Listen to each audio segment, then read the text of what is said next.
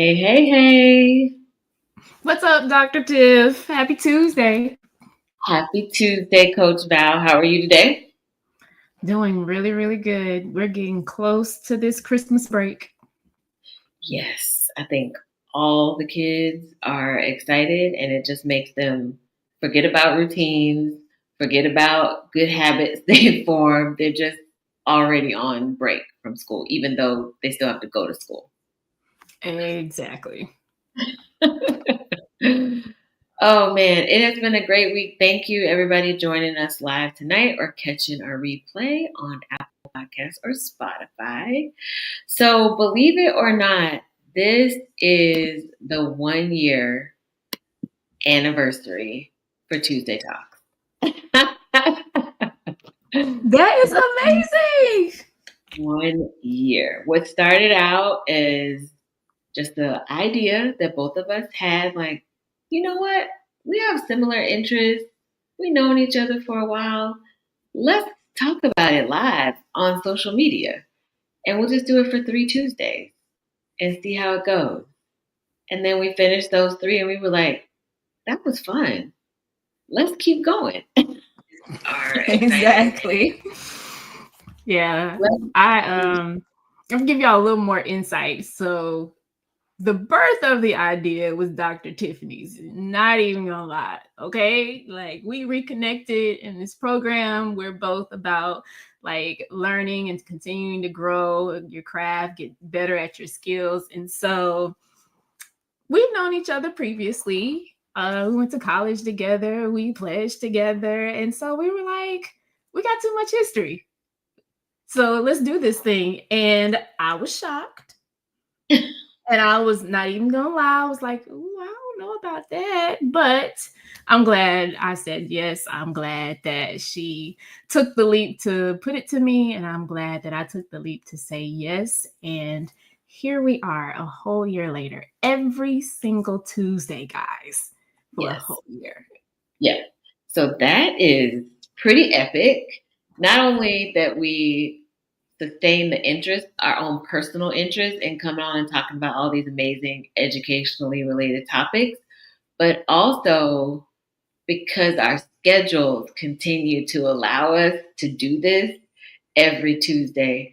Because, we're moms, we work, not every Tuesday looks the same. So to be able to carve out that 30 minutes every Tuesday at 9 o'clock and have that be a consistent opening for us has been huge. That was one of the hurdles that I thought we were going to face was like, okay, it's going to be a Tuesday when we're not going to be able to make it. And it just hasn't happened that way. So we've been able to come every week. And I think we have some really dynamic topics. I know we get on here every week and say that. Like, we're so excited to talk to you about tonight's episode. This is going to be so great. But genuinely, every episode is so great. So we thought tonight we could recap some of our favorites. So Val, I'm gonna pitch it to you first. What was one of your favorite topics that we covered? Okay, so earlier in this season, can't even say like we can say season now, right? So earlier in the season, episode 7, we talked about building community in your classroom. And this is so important because in a classroom, kids need to feel like they are a part of what's going on. They're a part of the group. They want to feel included and feel safe to voice their opinions. That's the best environment for learning. So we had like 10 traits of a positive community to help people like kind of get that together. A couple of my favorite from that list, because it's episode 7, y'all go back and check that out, right? Was set clear policies and obligations. Like in a good, positive community that's running well, like each member needs to have a responsibility. So they're bringing value to the group and they got to know what that is. Like that's got to be clear to them. And then my other second that was my favorite was prioritizing effective communication. Like as the teacher, you prioritizing that means that you model it for the students. You train the students when they are in communication. You make those learning moments whenever you can, because effective communication, especially between the student and the teacher, just helps to blossom that relationship. And the kids learn better. Yeah, those are two. That was a good part one and part two series on my top list as well. I thought it was really important to make the connection between building community in your classroom as a teacher and then building community at home as a parent too, because they really do mirror each other. And you can use a lot of those same things that you use at home, at school, and vice versa. So I thought that was a really, really good episode. Um, for me, one of the ones I thought was really eye opening that I got a lot of questions about after people watched or listened was about special education. So that was in season one, episode 11. Education, either get it or get left behind or get sped through. So the way that districts and schools are shifting the way that kids are taught, and in that shift, the way that they pace themselves on those pacing guides, it can make kids feel like they're behind when maybe it's really the pace that we're expecting them to take in all of this new information. And so then what happens most times, the kids who aren't getting it by the second or third 9 weeks, teachers start referring them for special education. In that episode, we talked a lot about solutions for teachers and parents. And so teachers just being okay if students aren't on pace with your pacing guide because you know them, you understand what areas they need to work in. You can help them focus in those areas a little bit more. And then for parents, just being able and ready to ask questions if you're told your child is quote unquote behind.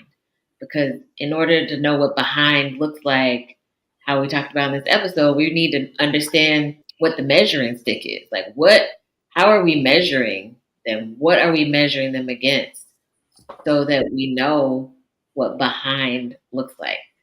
It could be something significant. It could be something less significant. So I really like that episode because I feel like I know myself as a parent, there's some areas that my son is behind in math in. And when I first learned that, I'm like, oh my gosh, this is bad. This is a sign of bad things to come. I know I struggle with math. I don't want him to be behind. And then I had to take a pause for a second and understanding that, yes, he should know or at least be exposed to certain concepts by a certain age or grade level. But there is room to still catch up, and we don't have to go into like panic mode, shut down all extracurricular activities, no TV, no nothing. We just got to tighten up in some areas because that's where my mind goes. Like, oh, we must be watching too much TV, even though you only get to watch it an hour a day during the week. We must be playing too many games on the weekends. We need to do work, work, work, work, work. And that's not a sustainable lifestyle because you want them to be able to enjoy friends, you want them to be able to enjoy life, outings, things like that. And I don't want to be a taskmaster every day after school either. So I thought that was a really good episode. That was an amazing episode. Yes, I know you got a lot of questions, but even when we were discussing creating that episode, like as a teacher, I was one of those people that had a ton of questions, and I was like, we have to do an episode on that. So it was really good. We got a good question in the chat, but I don't know if you saw it, but Miss Williams or Mr. Williams, sorry, said, as a teacher, how do you combat disengaged students from becoming contagious to other students that are engaged? Oh, that's a good one. I feel like we touched on that a little bit in that community building that you were just talking about, right? We did. We touched on it there, and then I did see it. So I went back in our archives. We touched on that as well in season 1, episode 6. That was about seeing beyond the behavior and touching on leaders and followers in the classroom. So I think that this is a good tie to that episode because in that episode, I gave some stories about how I've had some interesting interestingly behaved students, okay, in my classroom. To be honest, some of them, when I first met them, they were a piece of work. And what I found out through experience over the years, and I'm glad I was graced to find this out quickly, like I learned this lesson quick, is that a lot of students are showing these behaviors because of something underlying in them. And what helped me was to look for, most of the time, it was leadership qualities in them, or like you said, Tiffany, in that episode we just talked about, um, how do I include them in the community? Maybe they don't understand what their value is in this classroom, what they bring to the classroom. Maybe no other teacher has even like considered that they bring anything. They just have this reputation of always being a student who puts their heads down, who doesn't engage.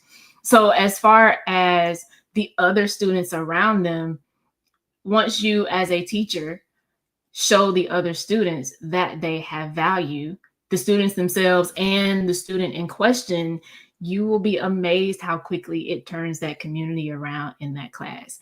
And either the other students, you'll have students that'll encourage the disengaged one. You will also have students who hold that disengaged student accountable.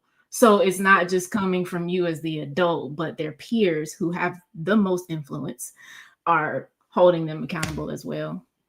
Yeah, that's a really great reference to the past episodes for sure.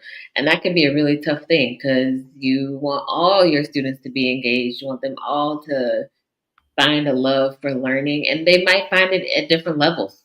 Some may fall deeply in love with it, others it may just be superficial, like like it never develops into love. So meeting your students where they are and then accepting their level of engagement for what it is, as long as it's not disruptive or disrespectful. I think it's okay to give them the space to engage in a way that's meaningful for them.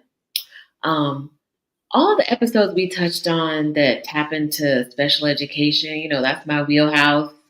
So those are episodes that stood out to me. I also got a lot of questions after episode 15 from season 1 when we talked about what special education is and what it's not, and breaking down 504 plans, IEPs, the different disability categories, how kids are even identified for special education services. We talked about some indicators of, that may show you like that your child may need IEP services. And we kind of differentiated between the different disability categories as well. So I got a lot of questions after that. And I think it's because when kids start that process for being tested to possibly be found eligible for special ed, it can be overwhelming. You get a bunch of paper shoved at you.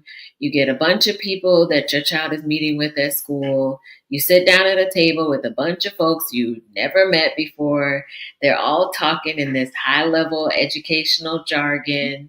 And you might be sitting at the table like, well, I don't want to ask the dumb question, but I really have a burning question and you don't want to ask. So you don't ask, you sit there, you listen. They motion to you to see what your input is, and you're just like, yeah, I yeah, he struggles with X, Y, and Z. And then you get these papers pushed in front of you for you to sign. And you're like, okay, I'll just sign it. And I've gotten so many parents who've come to me and been like, I got this IEP. What does this mean? By the time you get the IEP, the kid's already signed up for special education services. You have already agreed to what is on the paperwork. So I want parents to know that they can ask questions. I want parents to know that even at that meeting, at that table, you can say, I'm not ready to sign this right now. I want to look it over and I'll send it back with my signature. I'll drop it off in the morning. I'll put it in my kid's book bag. You feel pressure to sign. Everybody else is signing. I need to sign the paper. You have the right to take some time and think about it, to bring it to someone like myself, educational consultant, to look at the document, make sense of it for you, someone you feel comfortable asking dumb questions to, and get your answers without being belittled.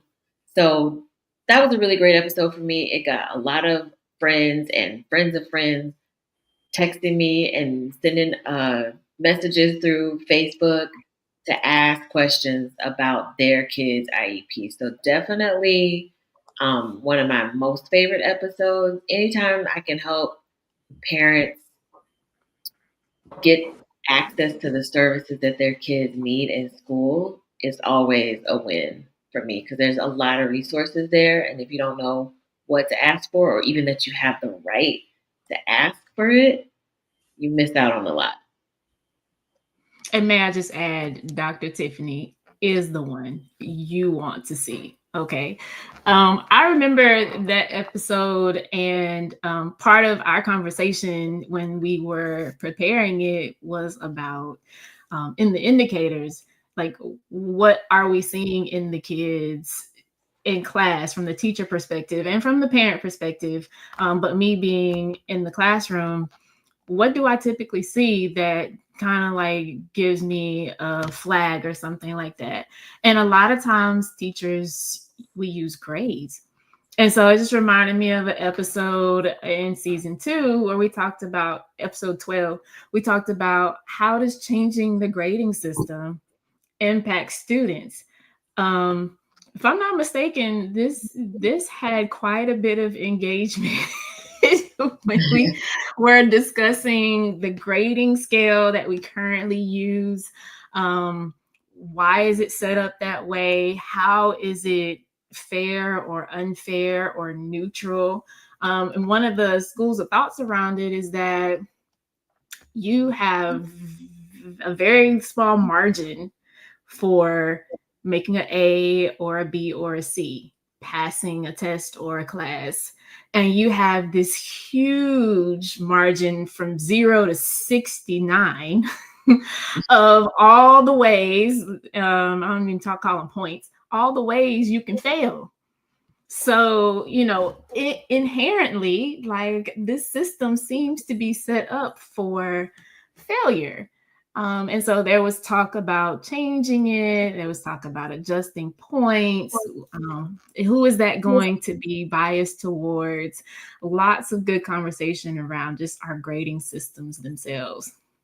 Yeah, that was a really good episode. And I shared in that episode that my son now is in 4th grade and has never gone to a school where he's gotten grades on a paper. He's never got a paper back with an A or whatever on the top of it. He's gone to Montessori schools and now in a self-directed learning school, and so he doesn't get grades. There is a narrative that's given that talks about what he can do in areas that he might be struggling in, but no grades are assigned. A lot of people ask, well, how is he going to graduate from high school and go to college? So they're accredited schools, but that just goes to show you there are alternatives to our traditional grading system. And I think one of the best things we talked about in that episode is that grades are not the be all end all because teachers are told how many grades they need to collect in a grading period because the more grades you have, you get a higher chance of boosting up that average versus us just collecting a few grades for that marking period. And then also how kids are taught to the test. So they're basically being taught exactly how to answer questions on a test. And then also there are some districts, some schools that have this limit. Kids can't get a grade below X. And so making sure that we understand, yes, these are our kids' grades, but then what is the measurement system? Are we just collecting a bunch of participation grades and then that's boosting my kids' overall grade up because they all carry the same weight?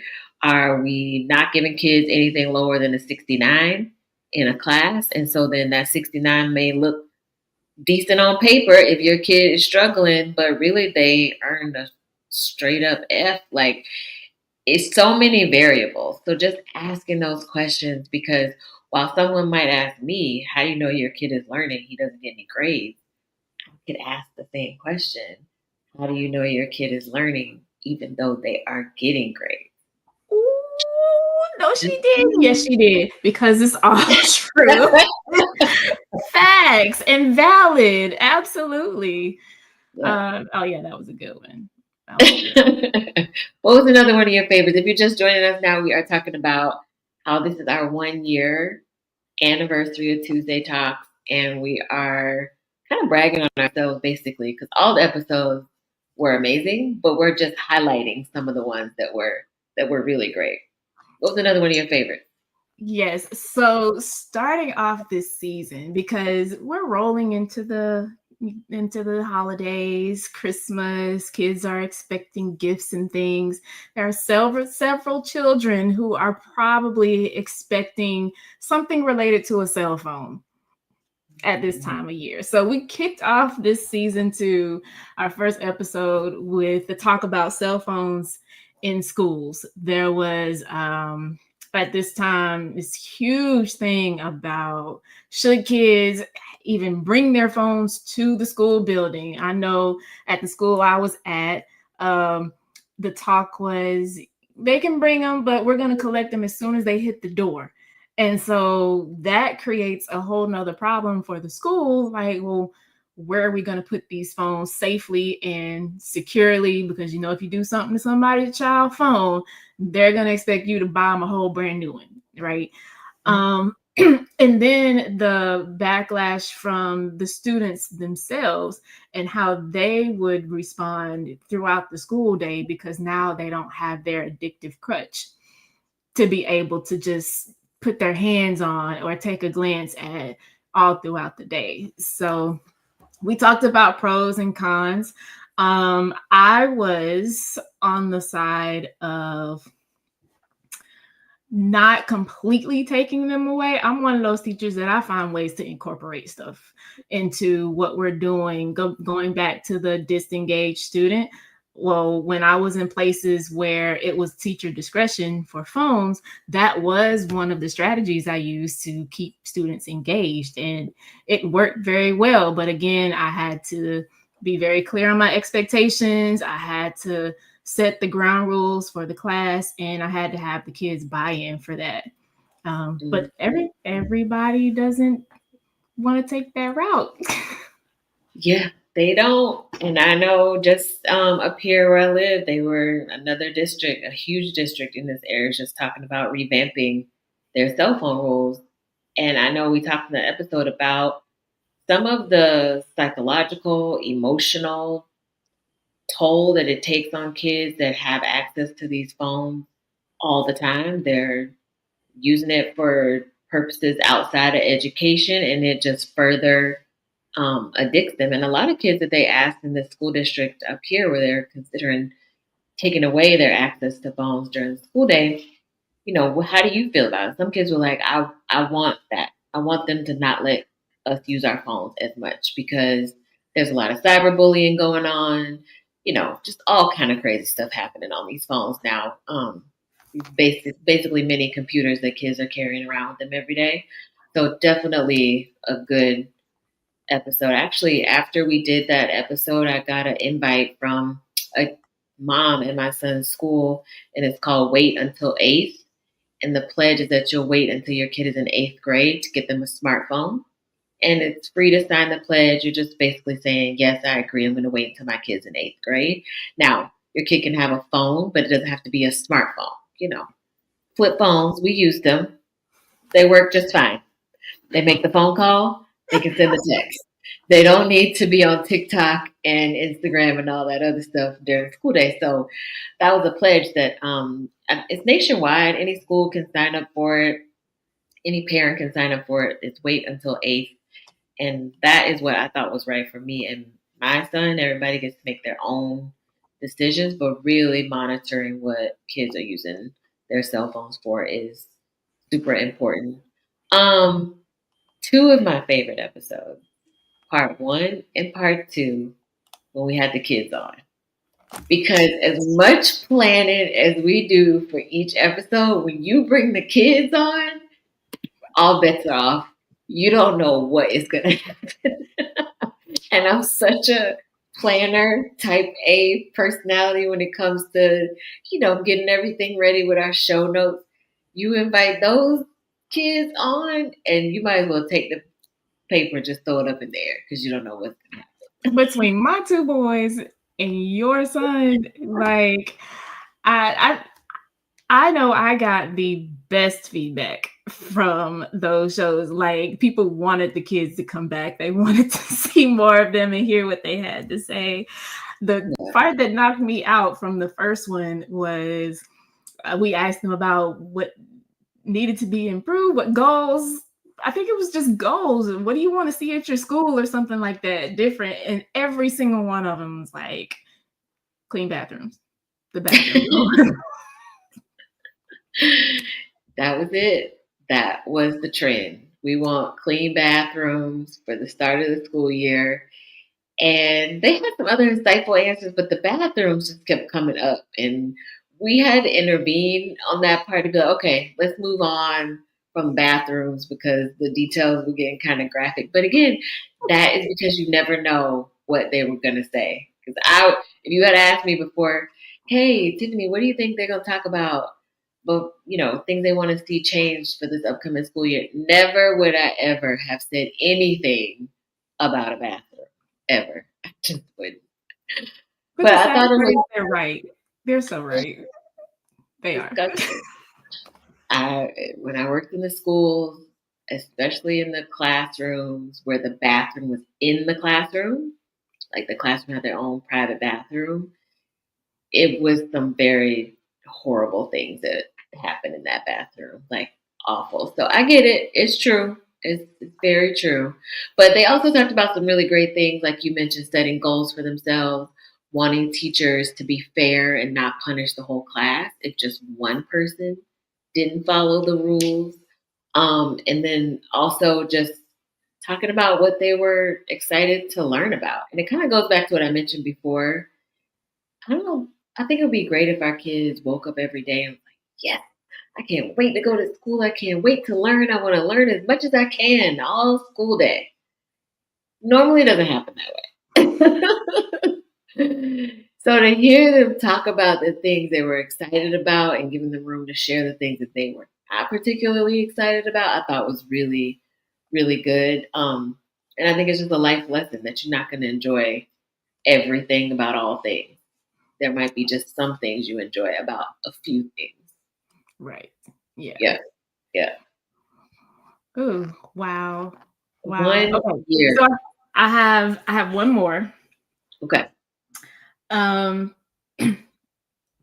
of my favorites was the episode where we talked about me getting a new job. Okay. Yes. Yes. Yes. If you don't know me, you might not understand because I just said in this episode that I was a classroom teacher and now I'm praising the Lord about this new job situation. So just let me be clear. I was in the classroom for 18 and a half years as a math teacher, most of them in the high school setting, and then the last few were in middle school. And y'all, I love being an educator. I love teaching. I do. It's part of who I am. It's my gift to the world. It's why I'm here on this earth. And with all the things that have transpired over the 18 and a half years, it is not the same when I started. The stress of our workload and the things that we are expected to do that are not related to teaching. I don't know why y'all still want me to put standards on the board for y'all to come in and read, and we ignore the rest of the class time when you're not there. Just saying. Like that's the kind of stuff. I'm very creative in how I express my teaching. And so those were the kind of things that blocked my creativity to the point where the frustration just became too much.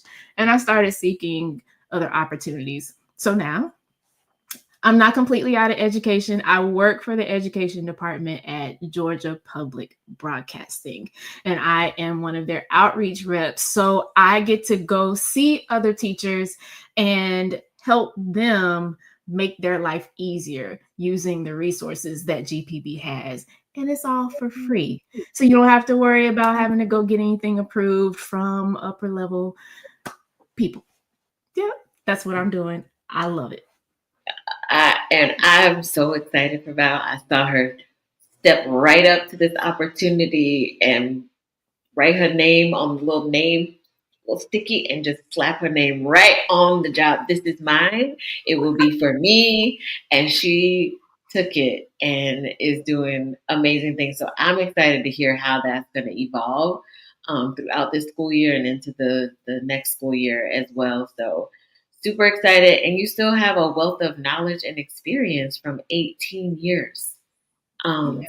some that have left the profession might liken that to some type of sentence in another place. So 18, you did your time. I think you can walk away with your head. They let me out early on good behavior. Right. There you go. So for everybody watching or listening tonight, thank you so much. If you stuck with us from the beginning till now, if you joined us halfway through this 1 year of Tuesday Talks, just thank you so much for every time you liked the episode, every time you've given us a subscribe nod, every time you downloaded an episode. We celebrated 100 downloads. I just shared that screenshot with Val this past weekend. So downloading, liking, and subscribing are ways that we know that what we're talking about is informative, and meaningful, and it's helpful, because that is ultimately what we want to do, is help. So we are going to step away for the holiday season. So for the next 2 Tuesdays, you won't see us here on Facebook Live. You're going to be enjoying time with your folks, just like we are. So we are going to catch up with y'all at the top of the new year, and you can look for an amazing new episode coming to you on January 7th. And we are going to be talking about what I think is important topic about letting kids fail, and discussing whether that's a good thing or a bad thing. And I'm gonna give you the spoiler. I think you should let kids fail. And we're gonna dive into that more in January. So be sure to come back. See us in January. Happy holidays to everybody. Enjoy time with your family, and we'll see you all back here in the new year. Have a good one. Bye. Bye.